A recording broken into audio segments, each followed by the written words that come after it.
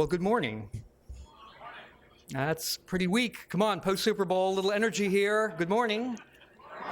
Good morning. Thank you all very much, and I really mean this from the bottom of my heart. Thank you for coming out and spending your Monday morning here to hear some things. I don't know if you're looking for entertainment, a train wreck, or just a way to get away from work for a few hours, but it'll all be fine. Let me tell you what my intention is here this morning in order to help you meet your expectations. Okay, so.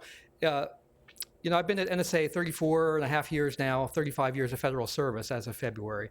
And one of the things I've done that's kind of unusual for an NSA, especially for a senior manager, is to speak in public about our mission.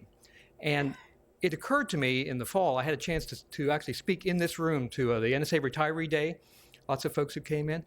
And for the first time, I sat down to think about how many times have I actually spoken in public. And it was kind of startling. It turned out by a very, very rough count, it's been well over 100 times I've been in the public in an unclassified setting to talk about some aspect of the mission. And that's happened over the last 10 years or so. Now, how did I actually count that up?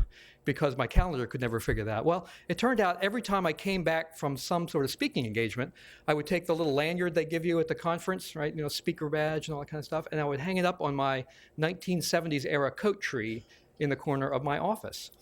And it just kept piling up over the last decade or so. So let me show you how I did the count.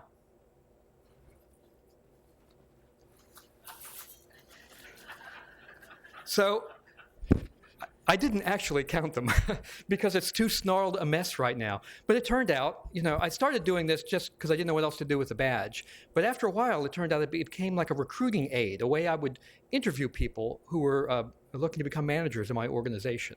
And it was my way of visually showing the difference between offense and defense and how outward-facing the defensive mission is. That is, if you can't deal with the public, then maybe defense isn't for you.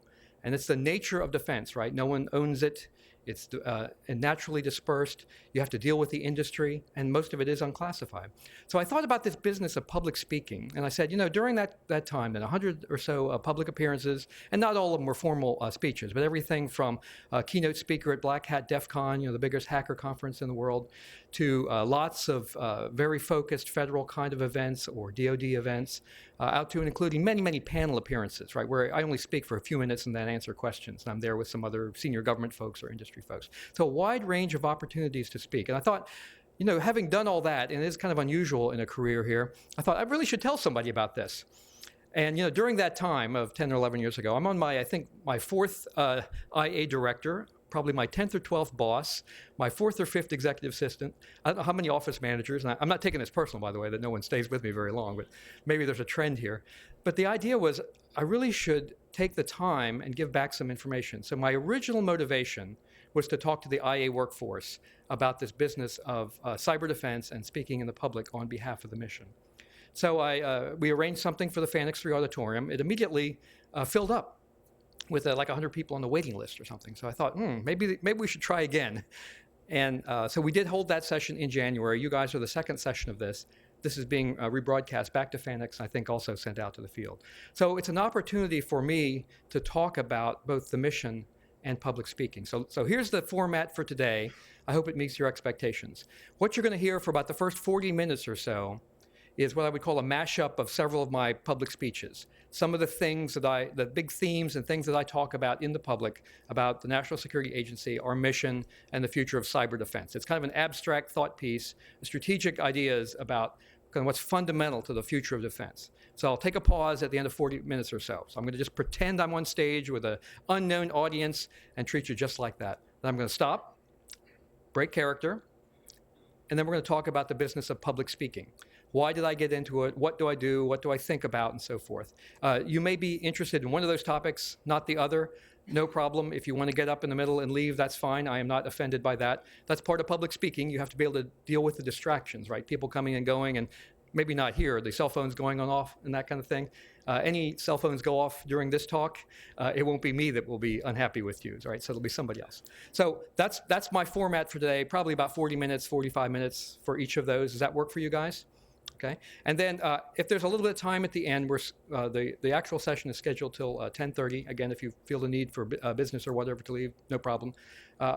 If there's time, I'll take a couple of questions, but in any case, I will stick around for about 30 minutes afterwards if you have any burning questions about public speaking or thoughts on the mission or that sort of thing. And of course, you guys are family, so I promise you can reach me through my blog, through email, and all that kind of stuff. All right, that work for you guys?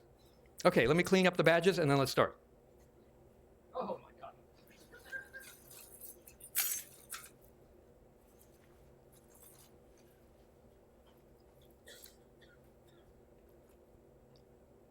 I promised them I would clean up before I retired. All right, good morning. Uh-oh, I need a little more energy from you guys. Good morning. Great. It's a pleasure to talk to you. If we haven't met before, I'm Tony Sager from the National Security Agency. So I might be one of the oldest surviving lifers in the defensive mission at NSA. Some of you are probably wondering, I didn't know NSA had a defensive mission. Well, sure enough, that's what I've been doing for the last 34 and a half years now. So let me tell you a little bit about the business, some thoughts about the future of cyber defense, and some of the things I think will affect you in the future, the kind of vision that we've been working for the last few years. So my career at NSA has been a kind of an unusual one, and you can roughly divide it into three phases, not necessarily equal, but three phases. So I've spent really my career at NSA as what you might call one of the vulnerability finders for the defense. One of those people whose job it is to figure out how to break things, preferably before the bad guys do. So that first third for me was really focused on technology, the technology of communications and on security. So things like cryptographic algorithms, randomization, initialization schemes, products. So testing, breaking, understanding the things that make up our information world. And tremendous people, great opportunities to learn, exciting technology. It's really a wonderful part of my career. The second phase, I would say, was focused on the vulnerability of operations, real life. What's it like out there in the DoD? How do things really break? So you can study them in the lab, you can look at them on the whiteboard, but now put them in a live operational environment. So things like red team testing, blue team testing, what we call communication security monitoring, taking a look at what's really going on in the live environment. And that's a very different place. You learn different things there than you do by studying technology. And when you have both of those in your background, you get a great opportunity to learn what's going on. That leads me to the third phase of my career. What are we going to do about it? How are we going to solve this problem? So I've seen enough, or I've seen the same problems over and over again, literally for decades. The kind of things that we conceptually find, know how to fix, yet struggle to fix in the operational environment. How are we going to solve those problems? That's really been the focus of the last phase of my career. So that led us to changes in behavior, and I'll tell you about some of the examples of that as I go through this morning. But it's about, how do I take knowledge gain from studying both vulnerability, the things that can go wrong, studying the threat, what real bad guys are doing to us in real life, putting those together and figuring out what constitutes a good, sound, cost-effective, useful defensive strategy. So that's my theme today. I'm going to talk to you a little bit about what I think is the key parts of the future of cyber defense. So these are, and the way I'm going to do this, I'm going to talk about three lessons learned, three abstract strategic lessons learned during the course of that time. And then that leads me to the fourth thing, which is a conclusion.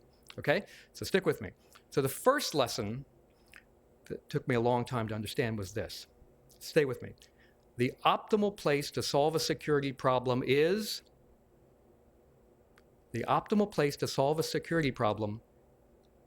is never where you found it. Okay? I know that's abstract. Stick with me now.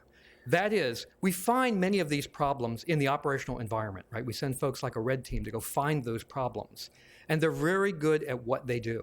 I promise you, you give them a little bit of time and a little bit of access, and they will find a way to exploit your network.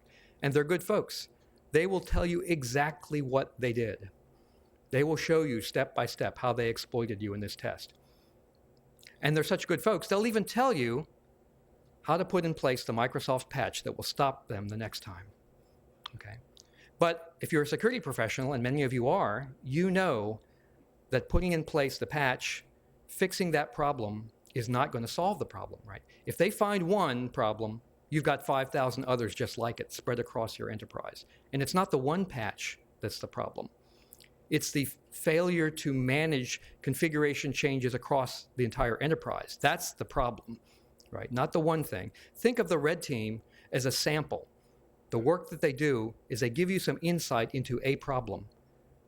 And they find it in the operational environment through testing, through playing bad guy. But the optimal place to solve it is somewhere else, preferably earlier in the life cycle, where it's more cost effective, where you have greater leverage, and where you can do things at scale. All right, so if you buy that lesson, here's the thing to remember about that. The key to success then is, how do I move that information from where I found it to where I need it? A couple of observations though. Where I need it is at a different place. Often it's different people who actually speak a different language. That's the challenge of this business, right? So red teamers, guess how many red teamers we recruit because of their experience and ability to manage a large-scale network? 0. That's not why we recruit them. That's not how we develop them. That's not how we train them, right? They're really skilled at what they do. But very few, by design, very few have the experience to know what it's like to manage a large-scale network and deal with all the configuration changes and patches and all the kind of stuff that goes into the management of a system. So who knows that? Well, the people running those networks do. But they speak a different language than the language of exploitation and testing. So this notion of, how do I take what I learned in one place, give it to someone else in some other place, and preferably in a different form? What's the form in which we have traditionally collected the information we learned in the operational environment? When the red team successfully executes something, when the blue team finds some insight, how do we capture what they have learned? Typically, historically, PowerPoint, Word documents, PDF files, and then we give it to somebody else. And what do they have to do with it? They have to read it, understand it, take action upon it, right? Complex, error-prone, human-intensive. All right, so this idea, the optimal place to solve is not where I found. Hold on to that thought for a second. The second is this. If a bad thing is happening to you in network land, and bad things happen every day to all of us, you know, maybe I'm getting old and cynical in this business, but there aren't that many surprises. You know, we talk a lot about 0 days and new attack vectors and that kind of stuff, but the reality is this. The same basic problems have been around since the 70s, pretty well understood. There aren't that many surprises in this business. Yeah, the details of a particular buffer overflow or that kind of a thing, they can be new, but that category of problem has been studied for decades. So a bad thing is happening to you, then what? Then 2 things. If a bad thing happens to you, it almost certainly happened to somebody else conceptually yesterday. That is, remember this also about, here's the greatest mistake we make in defense. We assume the bad guy is perfect. We assume that they're magicians and wizards and they're perfect. Nope, they're no more perfect than we are, right? Their tools don't just appear out of magic. They have to design, test, conceptualize, train people, subcontract. They have to do lots of things. Their tools don't just appear. And so they often are testing things elsewhere on somebody else. You are very rarely the first victim of any particular exploit. So a bad thing happens to you, it almost certainly, it or something conceptually just like it happens to somebody else yesterday. And, by the way, corollary, it almost certainly will happen to somebody else tomorrow. Okay, so bad thing happens to you, it happened before, it'll happen again. Here's the bad news. You probably don't know who that person is before and after, right? You have no business relationship with them. You have no information sharing with them. You have no way to learn from them or to convey that lesson to your friends for tomorrow. Wouldn't you love the other guy's reactive activity, right? The thing he has to deal with that he didn't anticipate? Wouldn't you love for that to become your predictive activity, where you knew what might happen and you put the defenses in place? And yet we don't do that. Right? Because it's too hard to move that information around. So that second lesson, if it happens to you today, if it's happening to you today, it happened to someone else yesterday, will happen to someone else tomorrow. It shares something with that first lesson, this idea of moving of information from place to place, preferably in a more usable form than PowerPoint, etc. Okay? Third lesson. After it's all over, after the bad thing is done, we're cleaning up, we brought in people to do forensics, analysis, figure things out. Guess what? It's embarrassing. There were plenty of signs. There were plenty of signs that if you had just known to look in the right place, in your system or somebody else's, that would have let you know something was going on, that something might be happening, right? There are traces. There are things. Again, remember, the bad guy is not perfect. If he's going to cause bad things, he's going to have to do things. He's going to have to cause code to execute, start processes, fool users, right? Pull things out of libraries, modify files. Things are going to happen to allow this exploit to occur. And afterwards, oh, so clear. We can see what's going on. It makes sense now. We got it. We'll be ready next time. But here's the corollary to that third lesson. Right? Many times, that information that would have told you something is coming, or there's unusual behavior in your system or your neighbors, that information is not something that we think of as cyber defense information.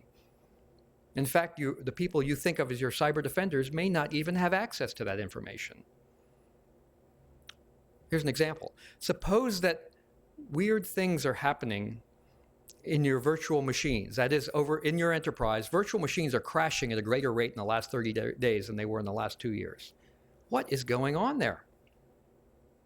That might be an indicator of some unusual activity, someone trying to install software on your systems with incomplete knowledge of how your systems work, maybe trying to install it remotely. Where would that information be captured? Probably in your trouble ticketing system, right? In Remedy or whatever tools you're using to manage these kinds of problems. Who has access to that system? Your cyber defensive warriors? Probably not. Probably your admins. In fact, in many environments, it's outsourced, right? It's the poor souls whose job it is to figure out why the printer isn't printing. That's the person that has access to that subsystem, to look at what's going on, to look for unusual behavior. And they're focused on getting that printer running. That their whole reason to be is close out trouble tickets and make things happen again in an expected way. And what about all the other weird subsystems that are running on your network? The software licensing systems, your compliance tools, your management tools. All these things create information that flows from the activities of users and processes and software, and that could potentially provide you great insight into what's going on. Okay, so that last lesson, let me summarize that. If after the fact, there are signs that you could find in your environment or in your neighbor's environment that would let you know something was going on, something that's worth your attention. It's so clear after the fact. But it shares that same attribute about information that's not easily found, not easily captured, not in the right hands, not in the right form. So how do I get it from place to place? So when I look at those lessons, let me summarize very quickly. We try the technology. Yes, the lessons learned. The optimal place to solve, then, is never where you found it. If it's happening to you today, happened to someone else yesterday, will happen to someone else tomorrow. And then the third, after the fact, it's all very clear. There were plenty of signs out there. So what conclusion can I draw? The conclusion I draw is that the future of cyber defense is really an information management problem. Right? We tend to think of it as a technology problem. If I just buy better tools, or maybe a training problem. If I just train my admins to be smarter and wiser and quicker, right? Or maybe it's a boundary problem. If I could just put up big enough walls, I could stop everybody. All those are partial answers. The real core is about information. It's about how do I plan for it, gather it, manage it, move it from place to place in a usable form. And when I say usable form, that means rethinking the way we've captured information historically. Okay, I don't know about you guys, but PowerPoint is not usable form for the purpose of cyber defense, right? It's great stuff to read, it's entertaining sometimes, but it's not machine processable, right? It's not easily searchable, queryable, visible. PDF files, things like that. The way we've captured information historically for ourselves, for human beings, to train other red teamers, to inform decision makers, at a lofty high level. But we hadn't thought about how do I organize information in order to unite my defenses. So what will a future of this look like? All right, so that's pretty abstract. Stick with me. So I say, that you can talk about this sort of imagery in various ways. The one that's sort of popular with DHS in particular, but lots of folks downtown, is the notion of an ecosystem, right? Information that flows. Think of there's the natural ecosystem, and the cyber ecosystem is the topic of a DHS thought piece that's floating around right now. And I actually like this metaphor. It works for me. It makes sense. But the key is to think about what's different between a natural ecosystem and the cyber business. All right. So think of, though, an ecosystem in general as a learning system. as a system that learns, and based upon the way organisms interact with their environment, right, information is created about things that work better or things that don't work. And that is, in effect, fed back into the system, and then leading to changes in further generations. Okay, I'm cartooning, obviously. But that's the notion of an ecosystem. It really is fundamentally a learning system, an information feedback loop that allows the natural world to evolve. Okay. Think of the cyber business as kind of like that, right? This idea of information flowing, they learn, I learn, et cetera, and I get better. It's a feedback loop, right? That all works for me. But here are the things that are really different about the cyber ecosystem. And I think the difference is more important than the commonality. One is this. Remember, we created the cyber ecosystem, right? Human beings created this thing. And so we can do things with it that we can't do otherwise. We have the opportunity for what I would call distance learning. That is, the natural ecosystem is limited by physicality, by geography. And you can have islands of evolution, right? Like the Galapagos Islands that are relatively sheltered from lots of other kinds of effects. And then you can watch the effect of evolution within a bounded sphere. In the cyber ecosystem, we're not limited by geography. We can learn by what's happening on the other side of the world. We can learn from the experiences of others. We're not bounded by space and time, right? We have the opportunity to look farther and to learn differently. Second thing to remember is, again, it's man-made. And so we don't have to wait for generations of fruit flies or whatever your model might be in order to get to changes. We can manipulate this environment, right? We can test, we can probe, we can watch things, and we can cause effects to happen rapidly under control if we think about it that way. And so it gives us the opportunity to learn more faster and with much more focus than we would in the natural ecosystem. But so if you like this ecosystem thing, then this is fundamental to the future of defense as an information management problem. But here's some of the things that we'll get away from as we move from this notion of sort of disparate, standalone defenses to this notion of commonality and sharing. The first and foremost is we'll stop focusing so much on devices and technology, and we'll think more about information. And I tried to give you some examples of what I mean by that. That doesn't mean we have no security devices. It means they're not judged just for the particular function they do, but for the potential information that they can create as part of this larger ecosystem. Right?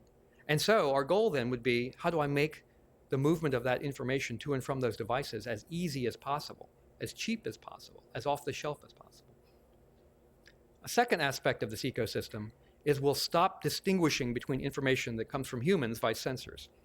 So in the past, we have thought about, if I have a security problem, maybe I could invite the NSA red team to come in and test me. And those human beings will learn great new things, and they'll write them down, and they'll give me an out briefing and a piece of paper, and I'll deal with that. And we treat that as distinct from the information that my sensors are giving me, right? My perimeter security devices, my host intrusion prevention devices, and so forth. Well, there's no need to distinguish between those because they all contribute information that's part of this larger defensive understanding. And so if we think of them separately, then we think of separately about how do I capture what they have learned. And I put them in different places. I put that information in different places, which makes it really hard to bring it together. And that's been the history of this business. And then I gave you the examples of things that happen in your system that may lead you to a better understanding of your security problem, but we don't think of them as security information, right? We think of them as network management information, compliance information, whitelisting information, all that other stuff. That's a mistake for the defense, right? We have to think of that as part of this total information package that could give us insight into what's happening in our systems. And this idea of singular repositories, even there's still some of this today. We're trying to change this, but red team data is stored on a red team server with a red team front end written by an Oracle programmer, et cetera, et cetera. And if I want to pull information out and correlate it with other information, I have to have human beings and write new software and scripts and pull things together in a very complicated, human-intensive way. And so we often don't do it. And this idea of what I call discrete transactions. Right, so the model of the business has been this. If I want information, maybe I'll invite the red team to come visit me. They'll do a job for me, give me a report, and I have that information now. That's a discrete transaction. Think of it as kind of retail, right? It's a one-time event. Well, our life is becoming full of these one-time events, right? Red teams and blue teams and sensors and buying data from vendors and so forth. And I need to stop thinking of it that way. They're all part of a continuous data gathering, the management of this information. They're not discrete events. So the old model, my workforce back at NSA, for example, that's the business that we grew up in. Red teams do red team work, provide red team reports, blue teams, blue team work, blue team reports, et cetera, et cetera. And thinking about how am I going to bring those together, make that natural, make it easy to do, so I can correlate across those without it being an expensive, complex, human-intensive process. So I'm getting away from this notion. And the challenge I gave my workforce several years ago was this. If we grew up in this transactional model that I just described to you, right, sort of a one-to-one thing, think of it this way. In the future, I'm going to make up a number here, conceptually 90% of the customers that will learn from your experience, right, that will gain knowledge from you, you will never meet them. You will not have a business transaction with them. They will benefit from your work by querying, by subscription, because your information is visible, right?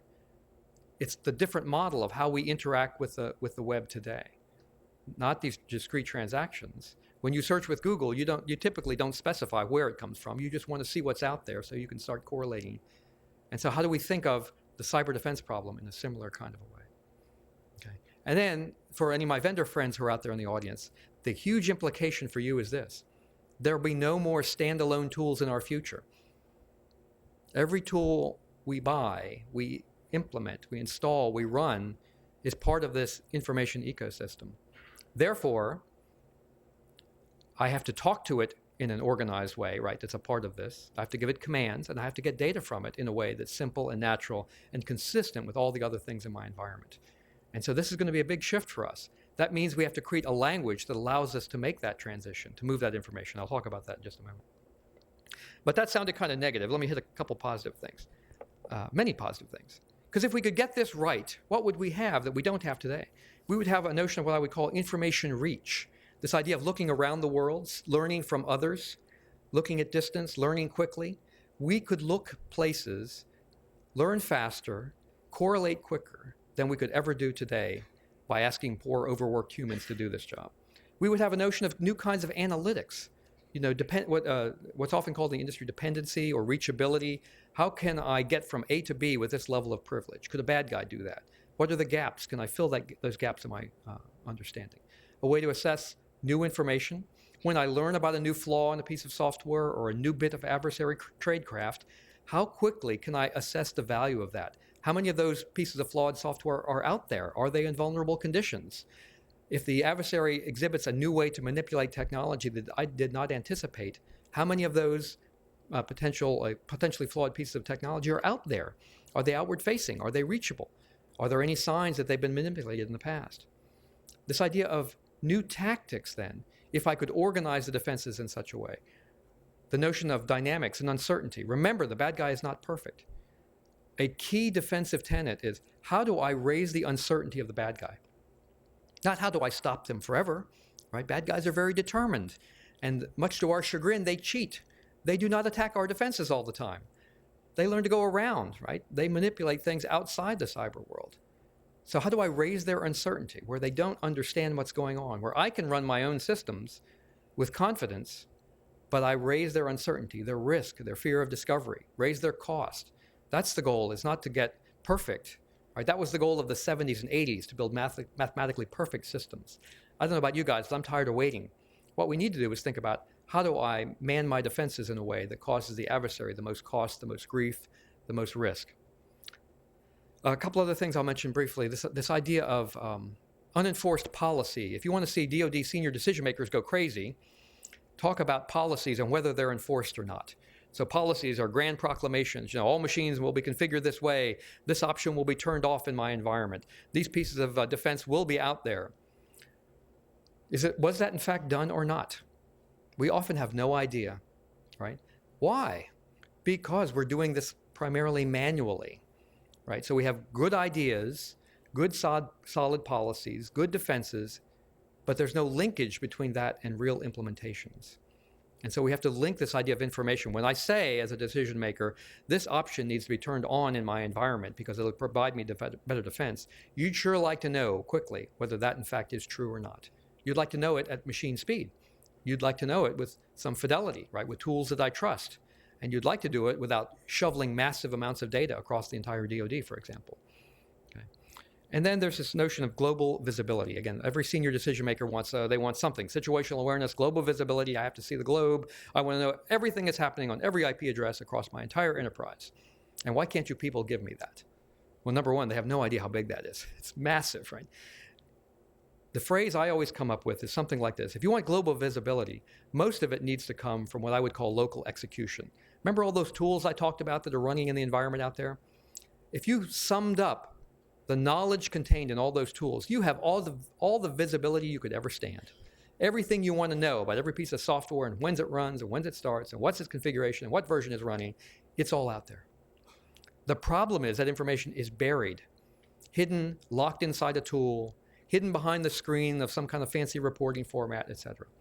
Right? So how do I unlock that information in a way that allows me to pull it together, not build a separate visibility infrastructure, but enlist all the software that I've already bought?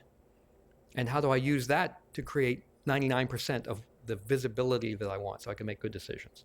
And then finally, this notion of a closed loop. Remember I talked about an ecosystem as a closed loop? This is something that we have not done very well so far, but I think we're going to get there. That is, everything that happens in the environment, right, creates information. And feeding it back so that I make better decisions up front is a critical part of the future of this business. So in the past, who got to see a red teamer's report? And by the way, it's not that I'm picking on the NSA red team. They're fine human beings, but they make such a great example. Who got to see, in the past, the red team reports? The customer that asked for it, right? And by the way, them and them only.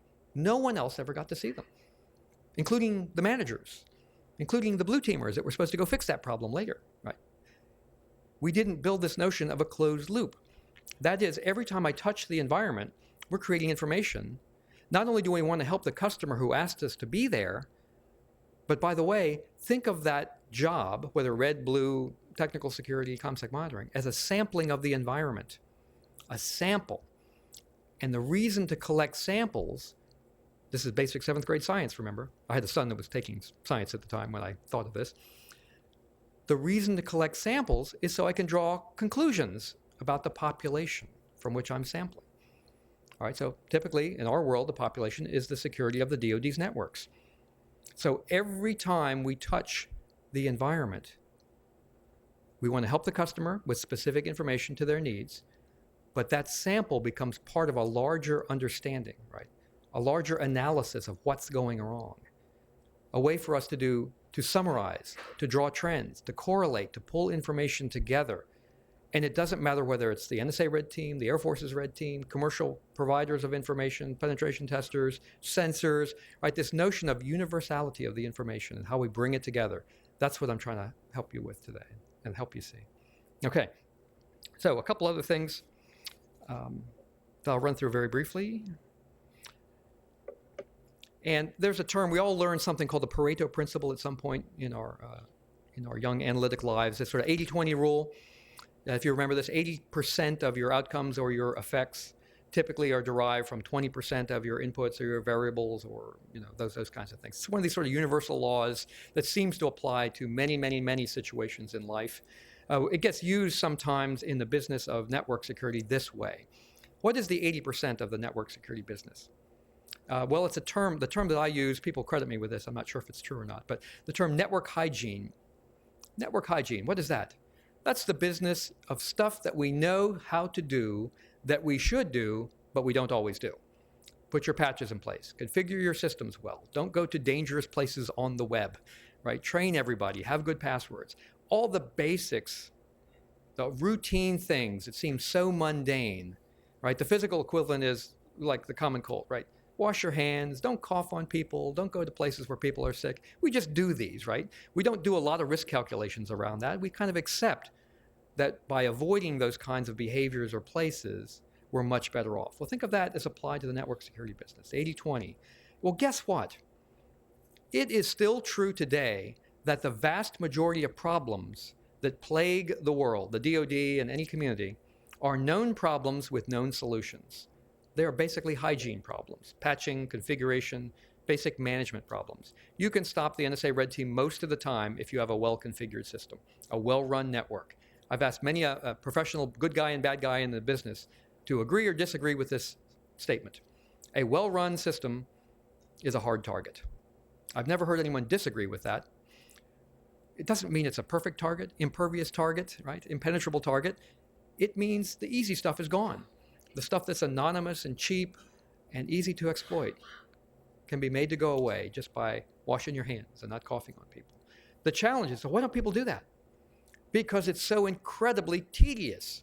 It's not conceptually hard, it's operationally hard. And it's not that people don't care, right? Some of the hardest working people you'll ever meet are the frontline defenders in the DoD. I'm astounded by the quality of the work that they do to keep our networks up and running in the face of constant barrage by bad guys, highly complex, fragile technology that's changing minute by minute, and conflicting requirements. How could you let us down by not putting in that patch? At the same time, we're telling that same person, no, you cannot bring the mail server down to apply the patches because the commander needs his mail. Right? Now, how can anyone survive in that kind of environment of complexity and speed and so forth? The most underpaid, undertrained, under-equipped part of our workforce. That's bad strategy at the national level. It's not bad defenders, it's bad strategy. But this 80-20 thing then requires, here's what people forget about the 80-20 rule. If we want to get 80% of our effects, we actually only want to spend 20% of our money or energy or time, right? And I tell people in the DoD, we're spending 90% of our money and energy or time to try and manage an 80% problem. That's a losing strategy also. So what we need is a much higher degree of automation and standardization to get a handle on that 80% part of it, to get those things out of the way so that humans can focus on what humans do best, which is to understand, to analyze, to be creative. But there's still that pesky 20%, right? Real bad guys doing clever things, nation-state adversaries, intelligence systems out there. That's the business of the intelligence community. And the term that's often used is look over the horizon. How can I look over the horizon? The phrase I use is, how do I look farther in space and earlier in time? How do I watch behaviors happening, again, on the other side of the world in this ecosystem? And at the same time, look earlier. Look at the tools before I have to deal with them. Watch them being used on other people. Watch them being developed. Watch them being tested. Right? So, but if I don't have the energy or the money or the time, I can never focus on that higher end adversary. So, a couple other things, I'll finish up. Lest my industry friends think that this idea of information ecosystem is something I'm just foisting upon you as a government bureaucrat and then walking away from, forget it. It's exactly what we're doing to ourselves internally at NSA. So again, we all started in what I would call the retail and the transactional business. Across the bottom there are different kind of operational and analytic jobs that worked for me for many years, red teams, technical security, et cetera, et cetera. And each of them, historical oddity here, they each started at a different point in history for a different boss in a different organization with different authorities, different funding. Everything about them was unique, down to and including the IT infrastructure. Okay? If we were politically incorrect, we would say they were all formed in stovepipes, but we are not politically incorrect, so we say they were all working in what? Cylinders of excellence, right? These are all operating in cylinders of excellence, doing great things, oblivious to the guys next door.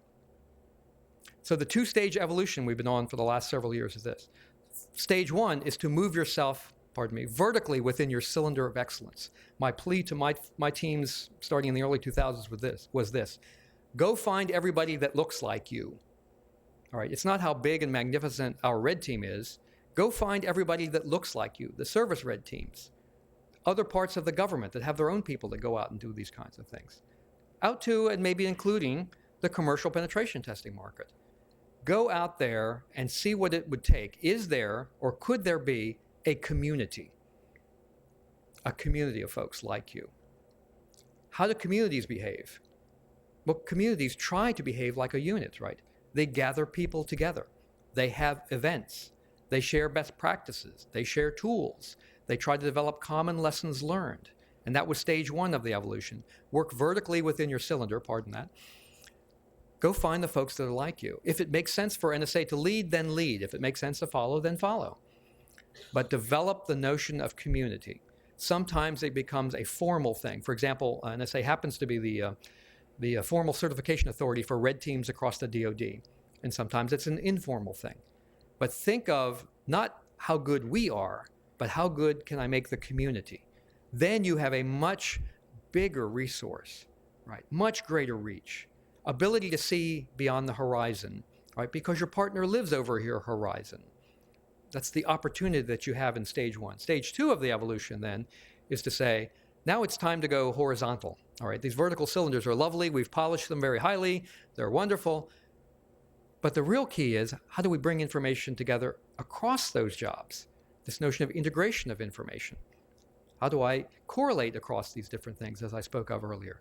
Because if I don't do that, I'm throwing away the greatest defensive opportunity I have to bring together defenses, from sensors to humans, from red teams to blue teams, from industry things to government things.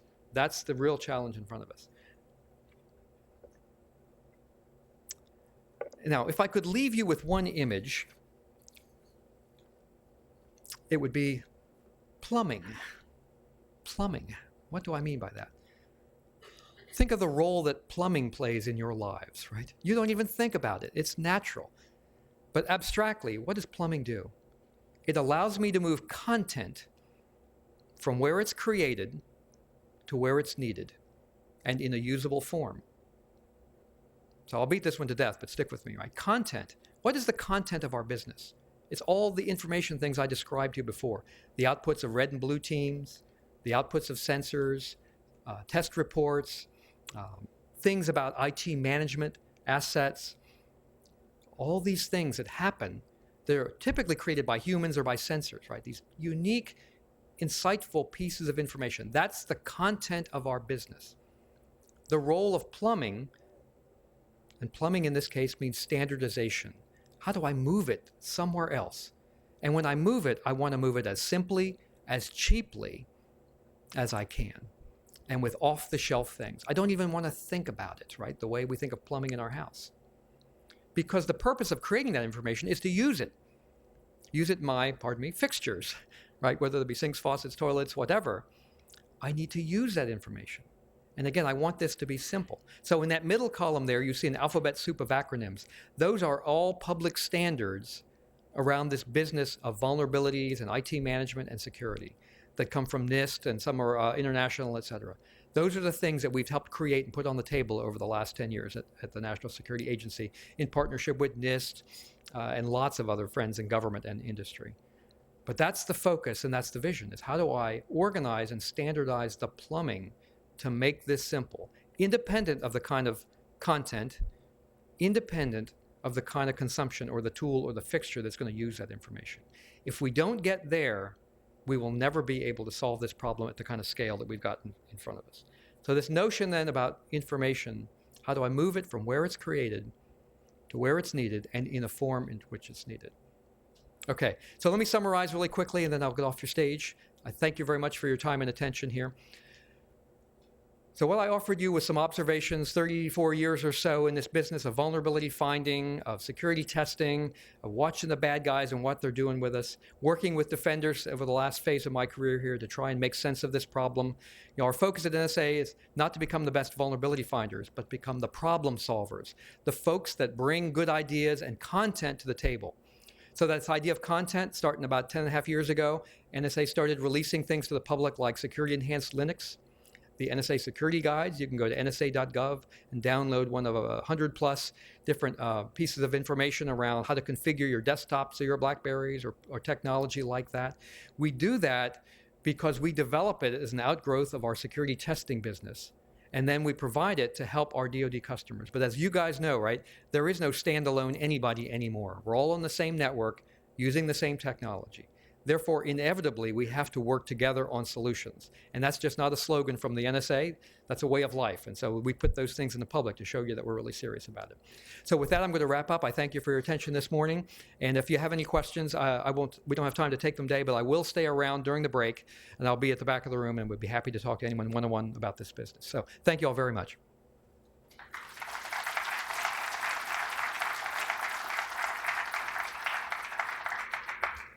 Okay, that was the speech. Now I'm going to talk about speeches. And again, if you have other things to do, no problem at all. I'm not easily offended. I'm going to take a quick drink, though.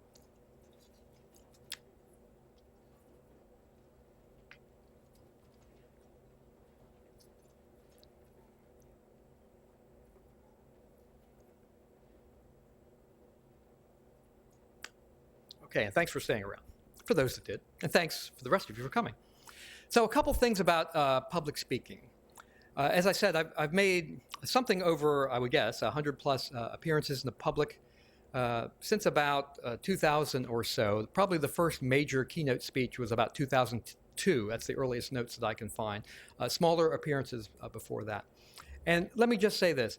I did not start on this path because I wanted to be a public speaker. That was not my intention at all. I just kind of stumbled into this.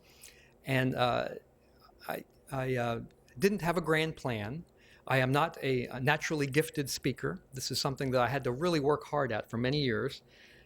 And, you know, it became kind of a part of the mission, right? So between things like public appearances, telephone interviews, in-person interviews, TV, you know, I've done all those kinds of things. Very unusual. So again, my goal was to give something back to help explain a little bit about what I was thinking, hopefully about some of the things that I've learned over the last few years, and then see if there's any lessons there for you. How many of you have said at some point, I'm not a very good public speaker, or I could never do that, speak in public? Come on, fess up, all you NSA introverts. Yeah, I see you out there, okay?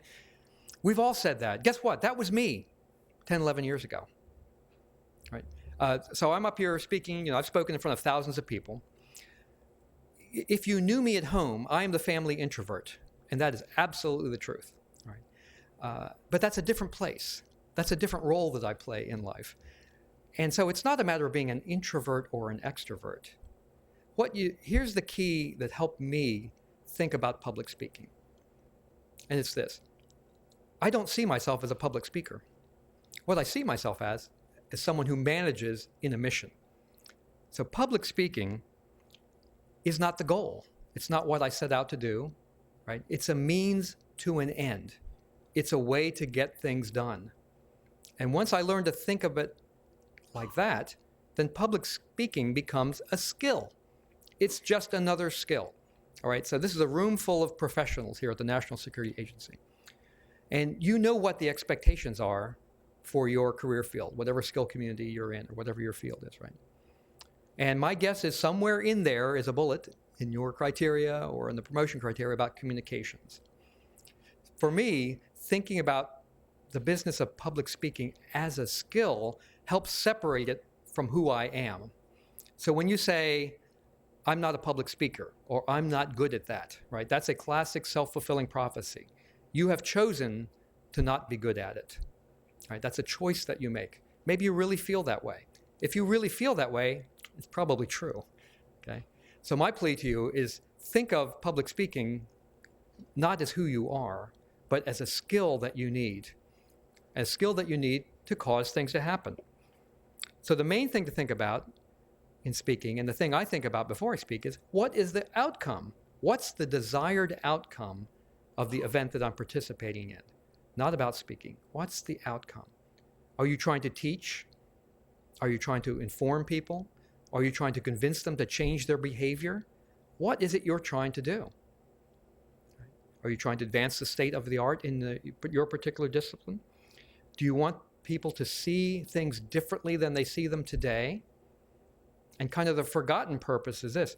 Do you want to gather information? It took me years to realize the greatest data gathering opportunity I get is to speak in public, to hear feedback from people, either during or after, or to watch how many people nod off during a given talk. Right? I learned a tremendous amount. But thinking about the purpose, what is it I want people to know, or what do I want them to do? When I think about it that way, public speaking then becomes the way that I get there often. So when it's a skill, when it is a skill as opposed to it's what you are, when it's a skill, then you can study it. You can get better at it, right? You can study people that are better at it than you. You can ask them for help. There are great blogs out there to learn from. There are great books. There are classes. There are clubs. There's great examples. There's terrible examples out there. You can learn a tremendous amount by studying this, just like you would study any other skill in your professional field, right? But too often my experience has been, people think of it as kind of who they are. And if you do that, then you miss this opportunity to develop at it. So, and it takes practice. I have succeeded in my purpose many a time, and I have not succeeded in my purpose a few times. And I'm conscious of that, but I don't take it personally, right? Because it's not about me. It's about, did I achieve that purpose or not? Second, another part, so think about the outcome. What do I want people to do, or what do I want them to know? But the third thing that it took me a while to figure this one out is, how do you want people to feel after it's all over? After you have the opportunity to stand in front of them. How do they feel? Do you remember this? There's a Maya Angelou quote. Let me find it, sorry. I've learned that people will forget what you said, people will forget what you did, but people will never forget how you made them feel. That really applies to public speaking, okay? I promise you won't remember more than a few dozen words that I spoke in the first session. You won't, all right? You might try. Some of you are furiously writing things down. That's great. I hope you do. But more likely, you'll come away with a feeling, right? And now I've become conscious of this over the last few years. So what feeling do I want you to walk away with? I want you to have confidence in your U.S. government, right? I want you to believe that we're thinking about this problem and taking action, and we're doing right things, and we're doing it on behalf of the taxpayer. That's what I want you to feel when you walk out of here. A secondary purpose for me is I'm very conscious of the representational role. I want people to believe, because I believe it, that NSA, we're the good guys, right? We're not commuting in black helicopters. We're not abusing people's rights. We are part of the industry. We're part of the community. And I'm conscious that every time I'm in the public, I have a chance to send a message about that, to help people feel good about the role of the National Security Agency and the work that we do. Right, so I'm very conscious of that. So think of that. What they do, what do you want people to do, what do you want them to know, but also, how do you want them to feel when it's all over? And many times, I think that's been the best thing that I did, was help people feel confidence in their government, that something good was happening there. As you get ready, then, to think about opportunities to speak in public, another observation, as I've talked to lots of people about this, we all tend to focus on our weaknesses rather than our strengths. Okay, weaknesses is what makes you say things like, I'm a bad public speaker, I'm afraid to stand up in public, or I'm not a good speaker, because you're over-focused on your self-perceived weaknesses as opposed to your strengths. All right, guess what? We all have both. And if you're able to stand back from yourself and think a little bit, then you can manage those things and look at the things that you think are weaknesses and decide, do I want to improve them, or shall I work around those? And look at your strengths and say, how can I use those strengths to be more effective in the purpose that I set for myself? So let me tell you about me and my strengths and weaknesses, my self-perception. Here's what I don't have. Okay. By the way, this is great, this little podium here, because it's my size, right? I can stand up and see over it.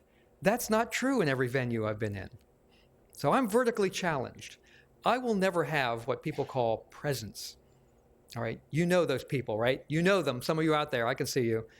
Physical presence, they're tall, maybe athletic. Maybe they have, I will never have great hair. I don't have that.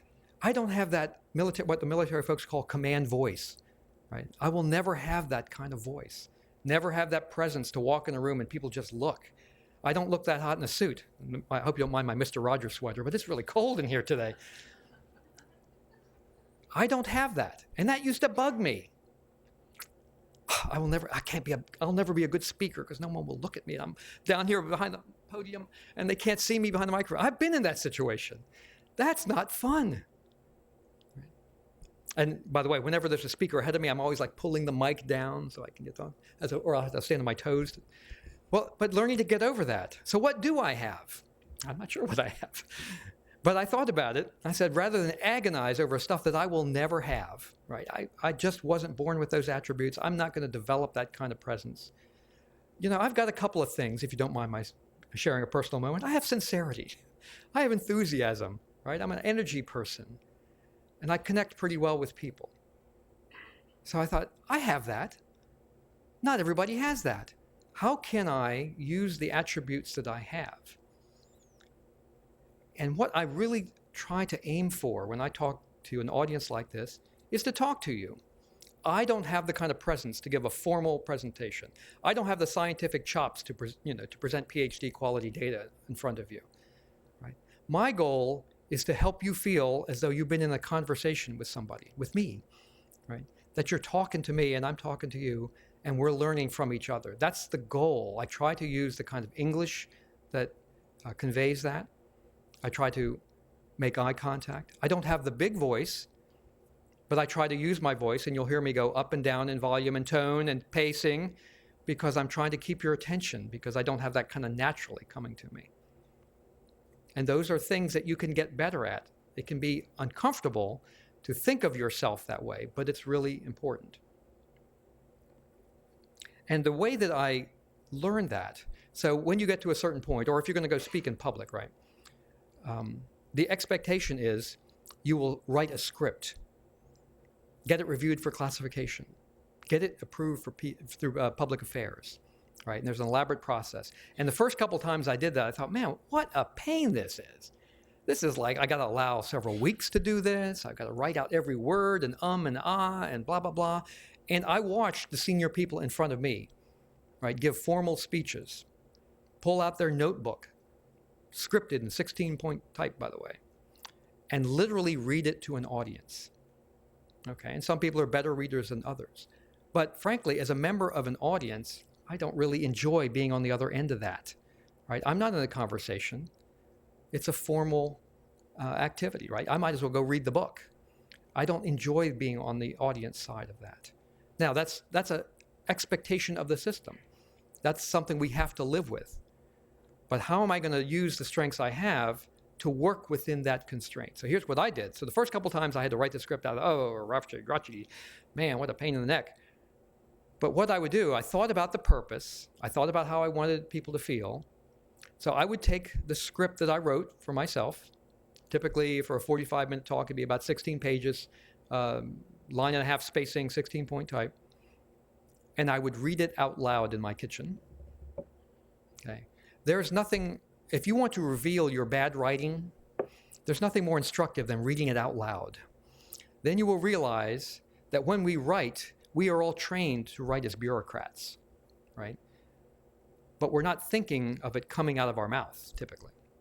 So what I found was when I read what I had written, it comes out as stilted, awkward, the words are too big, I'm using language that it isn't plain English, but I didn't really see it or hear it until I spoke it out loud. So I would take my long speech, read it out loud a couple times, and realize I could never hear this coming out of my mouth. It's too awkward. It doesn't sound like me talking. I better go rewrite it.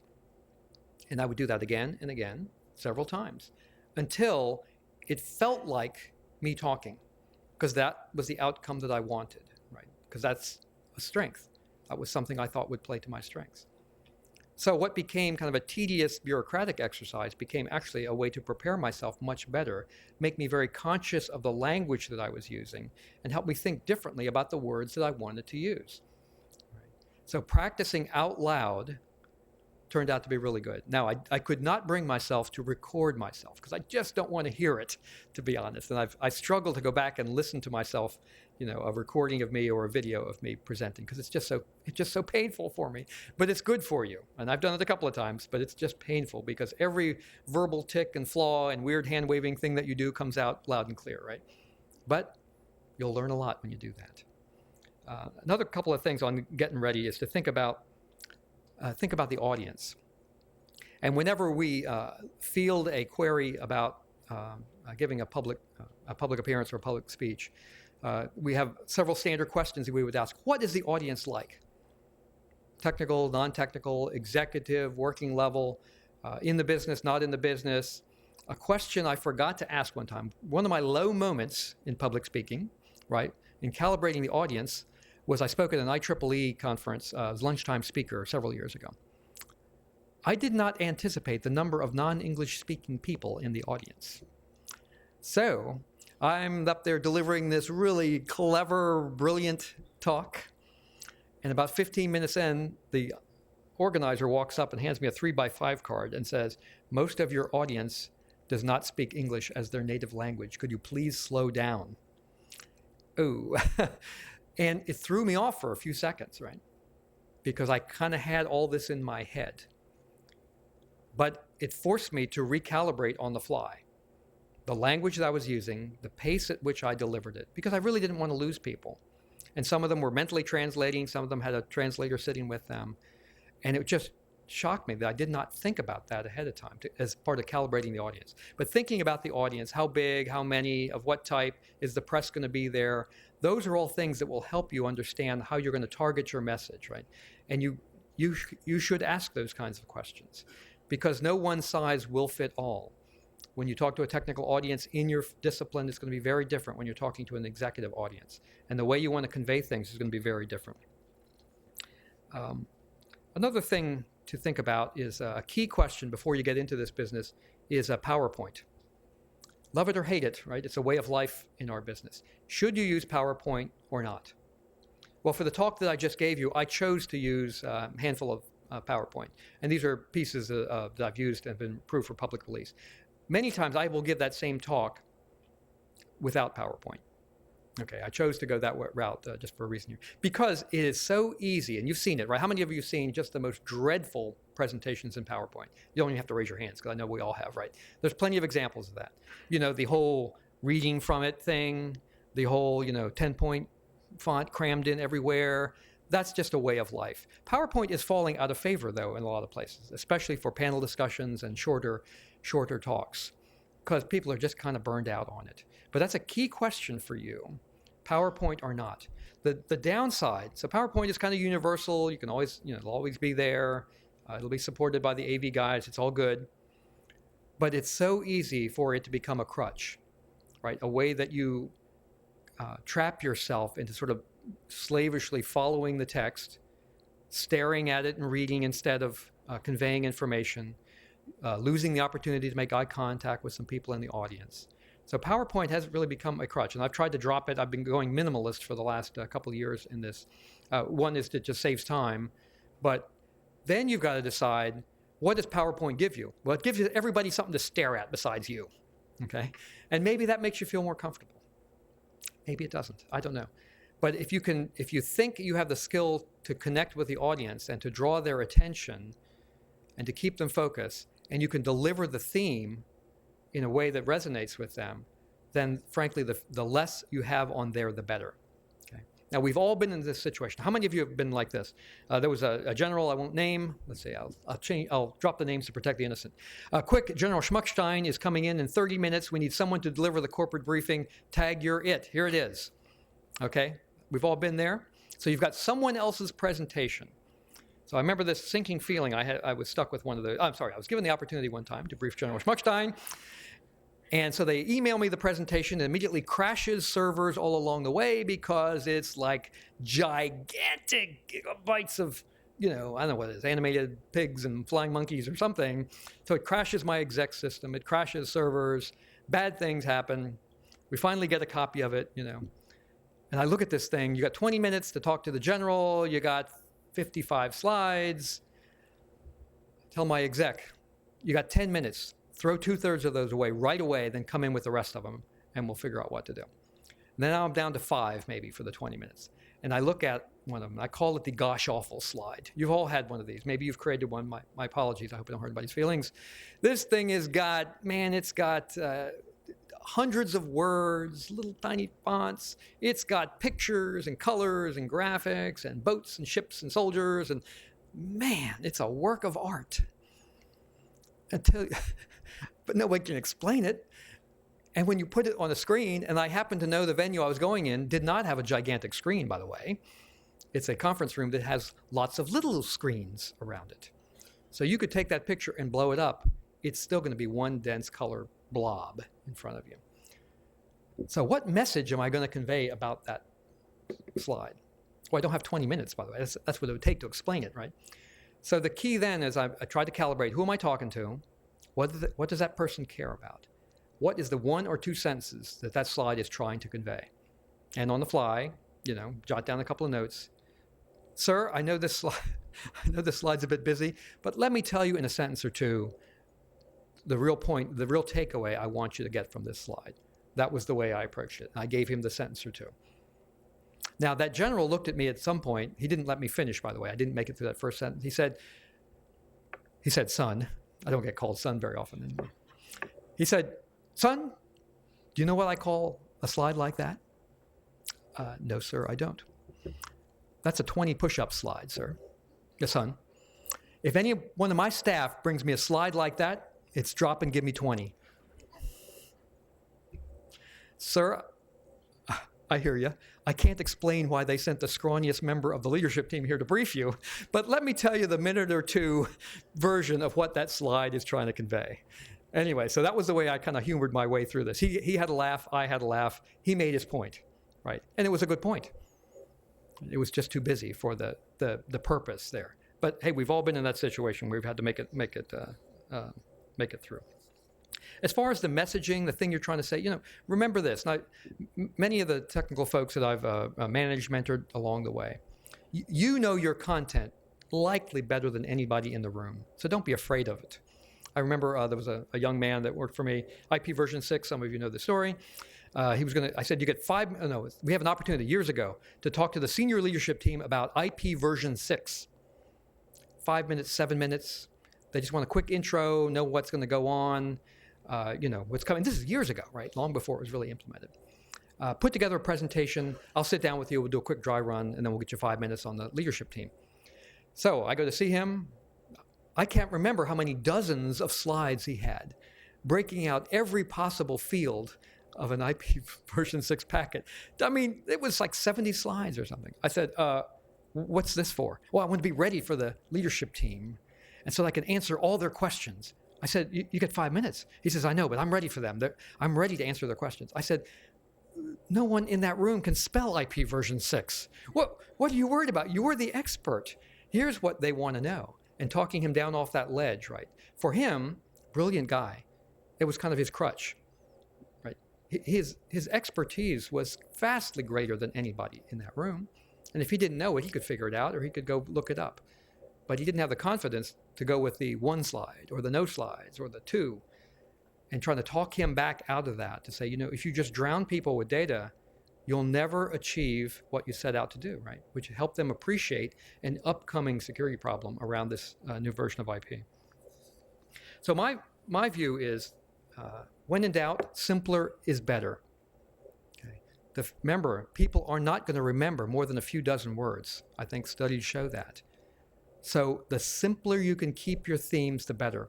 What works for me, or at least what I try to do, is convey to you what I call visual imagery. Okay, so think about some of the things I said in that first 45 minutes.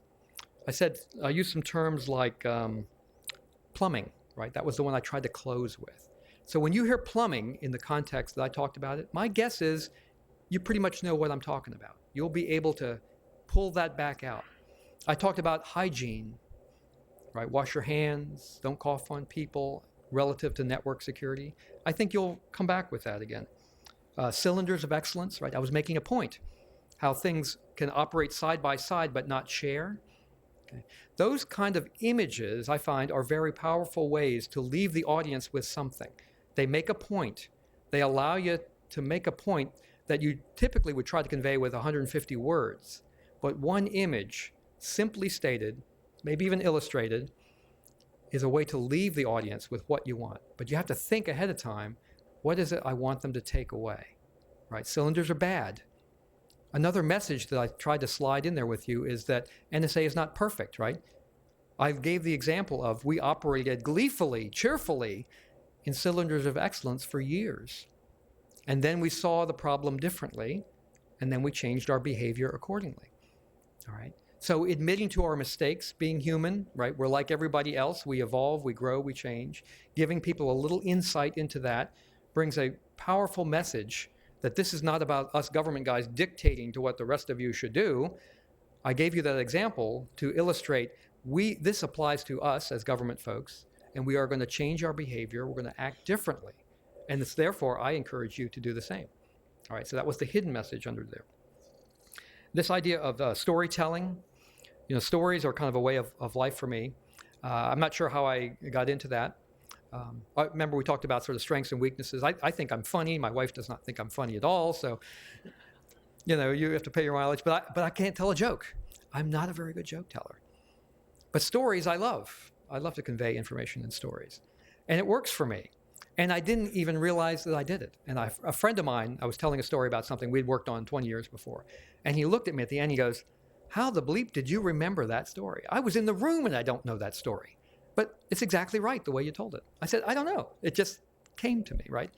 But storytelling is about seeing the story in the first place, right? It's not about glibness. It's about understanding and maybe after the fact, observing what happened and seeing what the lesson was or what the takeaway might be. And then being able to pull it up in a different context later on and use it as a way to illustrate some point, right? So I gave the point, the story of evolution of our operational missions, right? The point I'm trying to make again is that we're human, we grow, we learn, we made mistakes, or we made the good choices at the time, but we know differently now, so we're going to behave differently. So that was the illustration. The story was the way to convey that and to weave it through. And then, I tried to, I'm not sure I was as effective this morning as I could have been, but, try to weave together themes through the entire talk, right? So I gave you the 3 lessons up front, right? And tried to use the things I spoke later as illustrations and kept coming back. Do you remember when I told you about that information that was hidden in the systems? And refer back to those as a way to pull the story through. A couple other thoughts about kind of the business of speaking. And how many of you are just dreadfully nervous? That's one of the things that really bugs you about public speaking, right? Just nerves will get to you. Okay, we all have them. I've done this a lot, so it's not so bad. So people exhibit their nervousness differently. So I'm what I call a moment of terror guy. Okay, I can sleep fine the night before. That doesn't bother me at all. I can be fine all morning. I know I'm going to have a moment of terror before I face you. And it'll last for a couple of minutes. And I'll be like, oh my God, if I mess this up, bad things will happen. People won't like me. I won't make the point. And so I have to learn to deal with that. And now I know to expect it. And I also plan my morning so that it doesn't happen when I walk up to the microphone.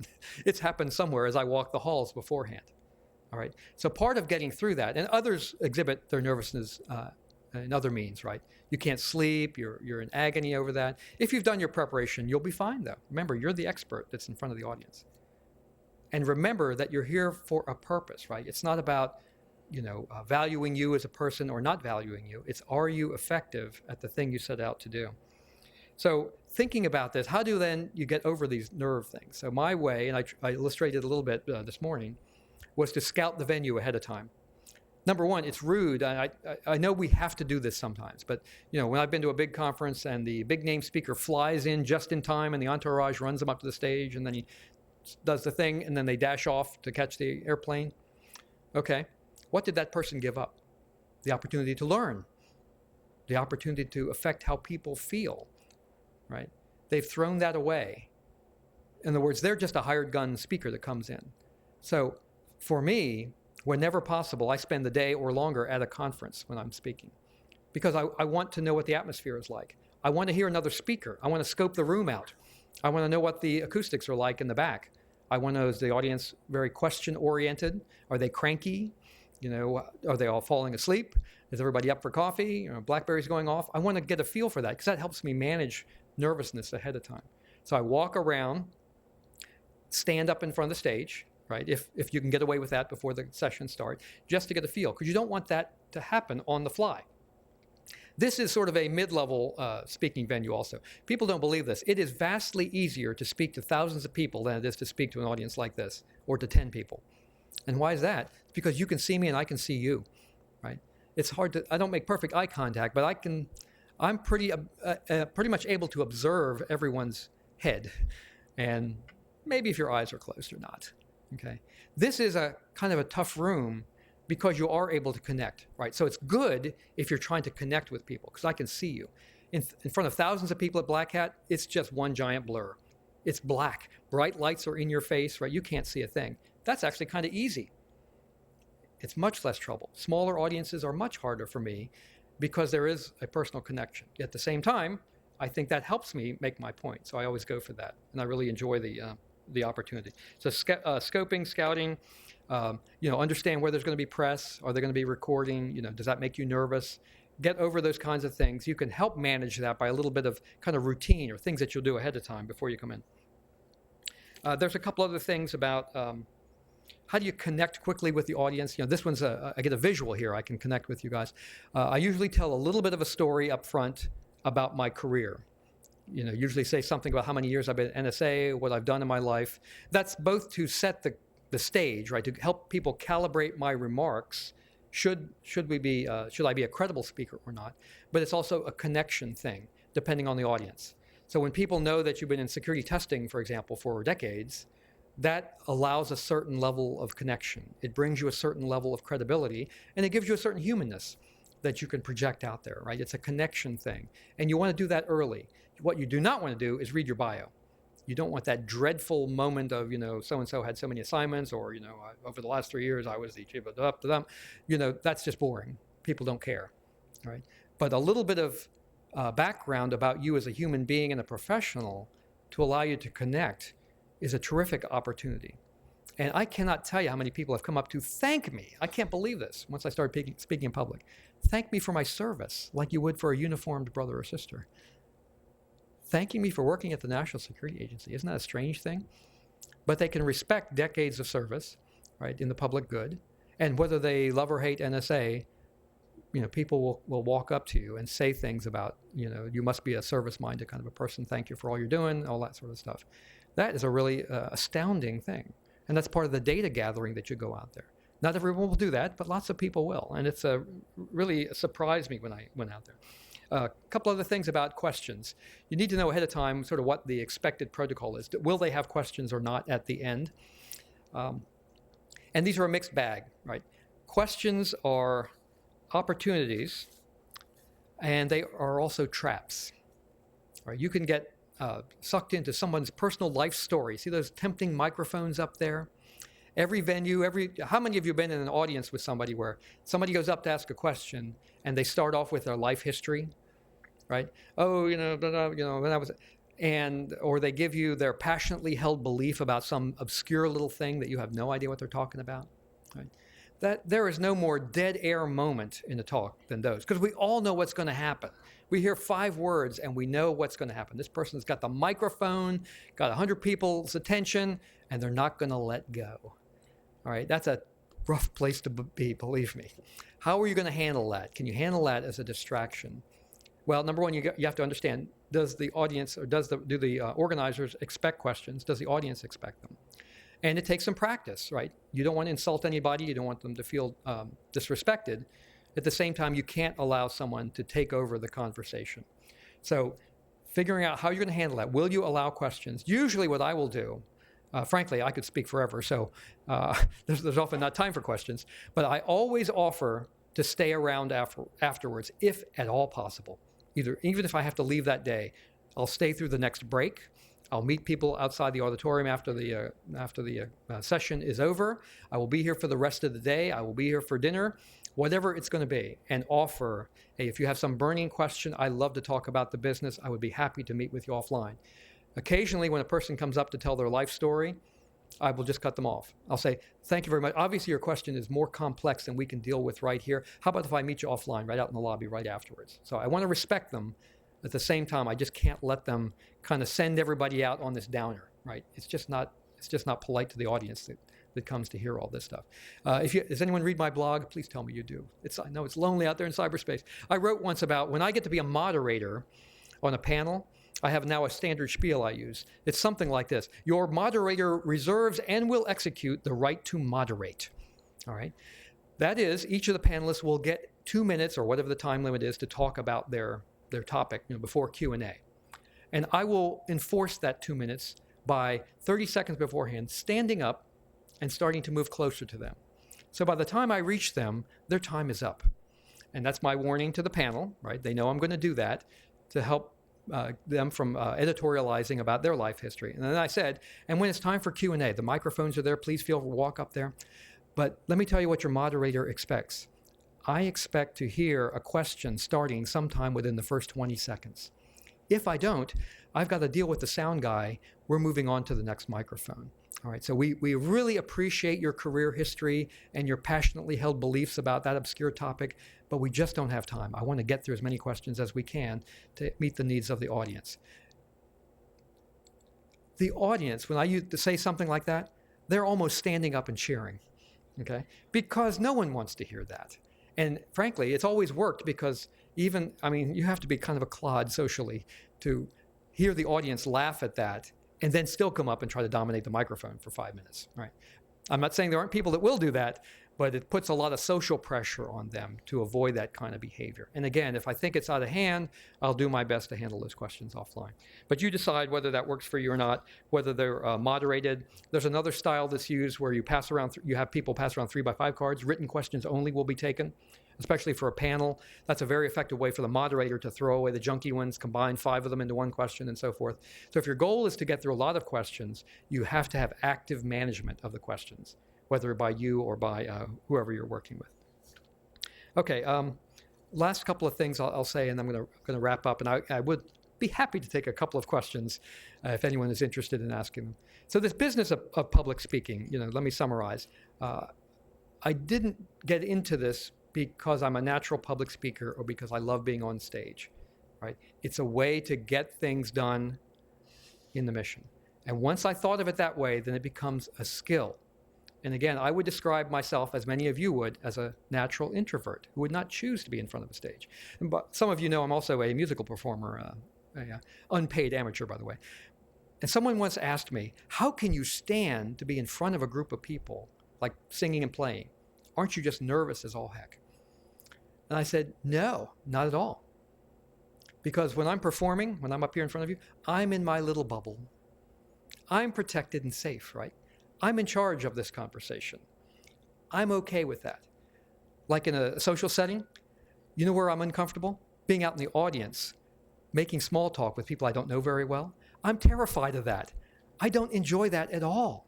That makes me incredibly nervous. I could talk about work all day, but to talk with strangers about sort of random things is just beyond my ability to do with comfort. I would much rather be up here in my little bubble performing away from that, because then I can manage the time, right? I can do what I think is the right thing to do. And again, I'm doing it for a purpose. I am trying to convey something about the mission, about its importance, about our need to work together with the private sector and with the government and solve some of these national problems that we're seeing in security. When I really became aware of the responsibility, though, of representation is this. So after, I mentioned earlier, see how I brought that in? I mentioned earlier, in the summer of 2001, pre-9/11, we started releasing the NSA security guides to the public. Okay, it's become the best thing we ever did. Gained its tremendous influence and credibility in the business and all that. So once it went out there, sometime around that fall, I don't remember the timing exactly around 9/11, but somewhere after that, we got some recognition from national magazines and some awards, right, completely unsolicited. And so there was a request for an interview with me, as the manager.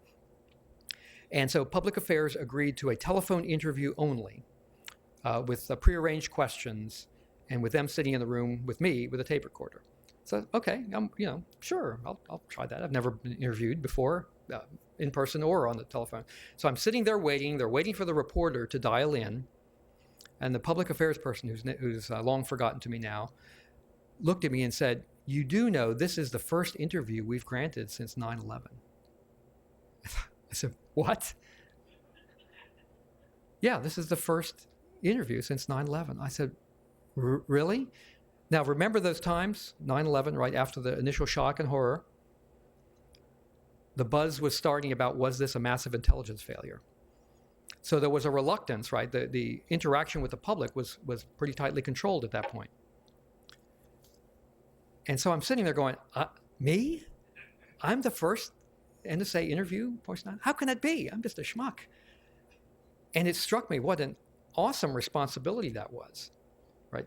To represent you, the mission, the people in it, and the work that we had done. Now, fortunately, this was a very safe topic, but the real worry I found out later from Public Affairs was that they were worried a reporter would try to bushwhack me with some pointed question about, massive intelligence failure, that sort of thing. That never happened. People were universally polite, but we did several interviews at that point. But that was the moment of awakening for me that really struck me about the responsibility to represent this mission well. That is, we are still kind of a novelty out there, right? People don't know who you are. They rarely interact, at least knowingly, with an NSA person. And so any opportunity that you have to bring this human face to the mission, to show that we are in fact the good guys, that we're doing our share, that we're doing important work for the nation, that we're ordinary human beings, et cetera, is a really important event for you. I had the chance also, maybe a year after that, to bump into a bunch of super high executive types in network security. And I got a chance to meet the guy who was head of infrastructure security for Walmart. Now, lest you think this be some three-piece suited executive, the guy was wearing a NASCAR ball cap, some Dale Earnhardt t-shirt, and had a big bushy beard. And it turns out he was the main infrastructure guy for all of Walmart worldwide. And we got to talking, we made the connection, and then he realized it was from our folks that we released the NSA router security guide like the year before. And he said, "We love your stuff. We use it at Walmart." He said, "Mostly because it's free and we're really cheap, but we love your stuff and we use it." And I said, "Oh, would you like to meet the author?" And his jaw just dropped. "Really? Meet the author?" It never occurred to him that there were human beings creating this content, right? Like ordinary people. I said, "Yeah, it's Neil and Ton and whoever. I could name them. Yeah, they're great guys. They would love to chat with you and swap ideas." And he was just startled at that idea. But that was a moment, right, where we went from these sort of mystery people off in the cloud someplace, we didn't say cloud back then, whose guidance I could take and use, to human beings who are in the same business that he was in. And so to make that personal connection was a great opportunity there. So I'm going to wrap up. Thank you very much for your time and attention. I know it's been a kind of a little longer than usual session here. I'll tell you what, since we're about the closing time, it's at 10:27, I am very conscious. One of the things to always scout for, by the way, is there a clock in the room? That's really important, and I got a great one here. Tell you what, rather than take general questions, I will be here for the next 30 minutes or so, either right here or out in the lobby. If you have any questions, you want to talk about personal public speaking or cyber defense even, obviously I'd love to talk about that with you. So thank you again very much for your time and attention. Appreciate it.